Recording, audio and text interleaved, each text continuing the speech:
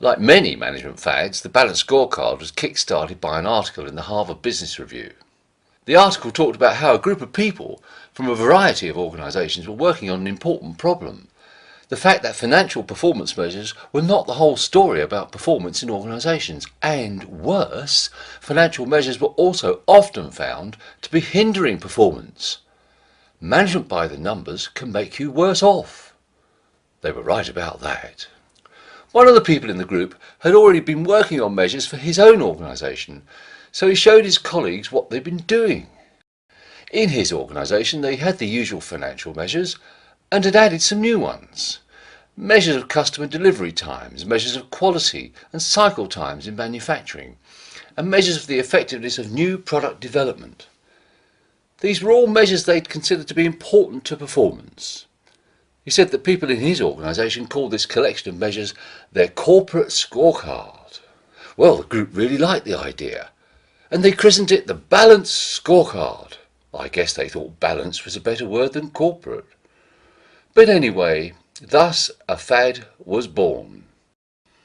The balanced scorecard, a plausible idea without any theory.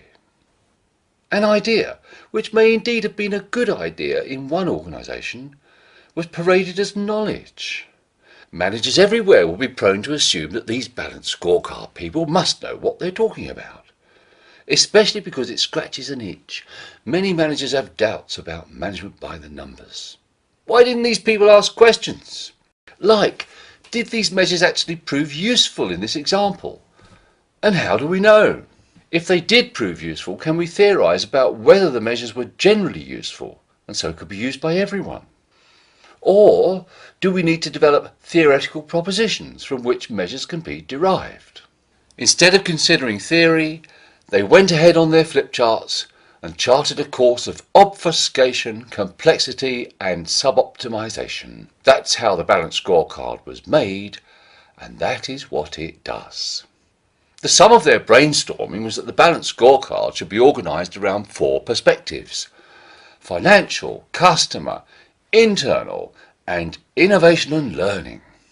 The argument went on that balance should be sought between short and long-term measures, financial and non-financial measures, lagging and leading measures, and external and internal measures.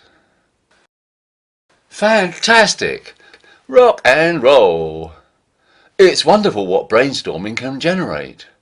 Ticking the box for management speak, but no useful theory. Instead of theory, people got prescription. And so, with inevitability, we see the balanced scorecard leading to burgeoning measurement bureaucracies, statements of visions and missions, strategies and priorities to follow in every division and department, requirements for all functions at all levels to fill in the boxes for all of the elements of the scorecard, and so on. Everyone involved uncritically hoovers up existing performance indicators, targets, service level agreements, service standards and the like, and sticks them into their measurement plans. Then owners are appointed for the new performance management processes, reviewing performance in structured meetings and, of course, reporting frequently with plans for improvement. A veritable industry, and the only certain result is the consumption of an incredible amount of resource with the attendant risk of actually making performance worse. The balanced scorecard becomes a pernicious distraction. Now, let's go back to the beginning. What was missing right at the start was a discussion of any theoretical framework for determining measures. How could we be sure that the measures chosen could help us understand and improve performance? What theory governs our choice of measures? How can we test that theory? Well, here's a little bit of theory, which we have tested thoroughly. If you manage with lagging measures, you risk making performance worse. Attention to output can only distort a system. There are many examples of this phenomenon on this website. You should never manage with lagging measures. This helps us. It means all of the lagging measures we have in our scorecard bureaucracy can be ignored, because they won't help us understand and improve performance. Staff morale, customer satisfaction, and all financial measures are examples. They can only tell you what happened and will never help you towards understanding why. That will cut out trees so that you can start to see the woods. A second bit of theory. Leading measures will help us understand and improve performance. To develop a leading measure, you must think about performance in customer terms, understand the purpose of the system from the customer's point of view, and measure achievement of the same. In transactional services, this will mean measuring things like percentage of services completed at the first point of transaction, delivery on time as requested, end-to-end time, completing or resolving problems on first visit, and so on. A third and final bit of theory.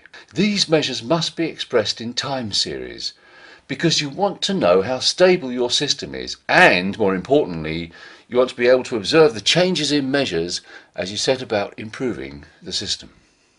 If you follow these bits of theory, you'll be able to slash through the bureaucracy of your balanced scorecard. You'll be able to work out what measures you need to understand and improve performance. And you'll get to first base for making profound improvements. You'll also understand what Deming meant when he said that management should be about prediction. The balanced scorecard isn't balanced. It's a plausible idea that set out to solve a pressing problem. The balanced scorecard needs to be balanced by a bit of theory.